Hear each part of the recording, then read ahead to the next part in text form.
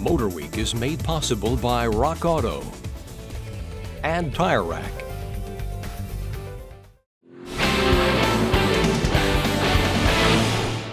One constant you can put up there with death and taxes is people always want more. So it's usually the case for each new generation of vehicle to get bigger and bigger.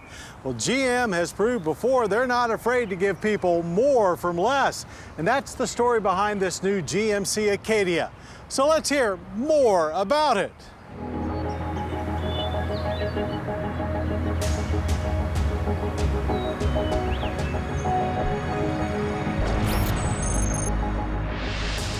Trivia question. What was the first modern three-row crossover? If you said the 2007 Saturn Outlook, congratulate yourself. If you said the 07 GMC Acadia, well, you're half right, as it did share its chassis with the Outlook. And if you're saying, what is a Saturn? Well, you'll have to Google it, as we must move on and start talking about this 2017 GMC Acadia. Trim is in, and no one has been on more of a weight loss kick than General Motors. Now sharing a chassis with the Cadillac XT5, it's 700 pounds lighter than the outgoing Acadia.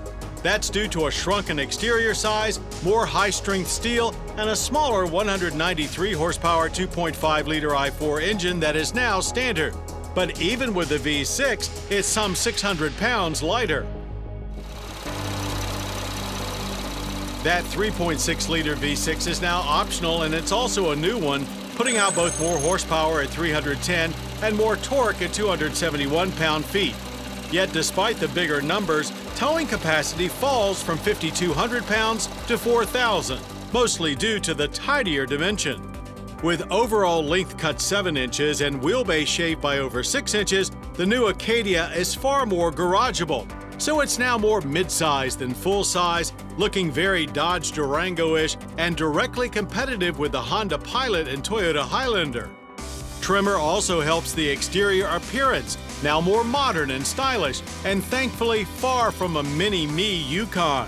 Signature LEDs are standard on all models. Denali trim still features an overdose of chrome and a big grille for fully flaunting it. Both engines come with a 6-speed automatic transmission with a choice of front or all-wheel drive.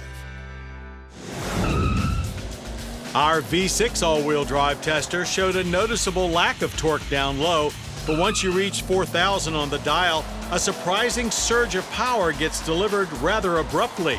We hit 60 in 6.8 seconds, pretty quick for a 3-row family ute, and over a second quicker than before. We finished out the quarter in 15.4 seconds at 92 miles per hour. Shifting of the automatic transmission was very slow, with a noticeable lack of momentum each time a new gear was selected. With a short 119-foot stopping average from 60 and only minimal fade, the brakes were very confidence-inspiring. And if you zone out and need the Acadia to apply the brakes for you, it can do that as well, abruptly and consistently, provided you opt to add the technology package. The optional all-wheel drive system operates as front only if you choose, or leave it in auto. You can also select sport, off-road, and trailer tow modes. Of course, the smaller size has taken a toll on interior space, but you won't really notice it much in first or second row seating. The second row split bench or captain's chairs all slide fore and aft as well as fold easily. The third row is actually easier to get to, but noticeably tighter when you do. And seat belts are down from 3 to 2, so Acadia's max body count drops from 8 to 7. Maximum cargo capacity falls most of all, from 116.1 cubic feet to 79. Still, all these aspects are competitive with Pilot and Highlander. As for how it drives, well, lighter is always righter, so it certainly feels more agile. But we'd avoid the i4 unless you're a lone wolf. V6 government fuel economy ratings with all-wheel drive are respectable at 18 city, 25 highway, and 20 combined. We averaged a good 22.1 miles per gallon of regular. For a reasonable energy impact score of 16.5 barrels of oil burned yearly while emitting 7.2 tons of CO2. Base pricing is $1,905 lower than before, starting at $29,995. But again, that's for the i4, and you're going to want the V6 that will cost you at least $37,090. AWD adds $2,000 more. Acadia Denali starts at $45,845. The 2017 GMC Acadia is clearly better in every aspect, including size. While nothing about the Acadia blew us away with excitement, there's a lot to like about it. Yes, the smaller size means Acadia has given up its niche of being a true full-size truck and SUV alternative.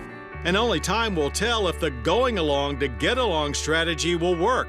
But for now, we think the Acadia will deliver more from less for more of you.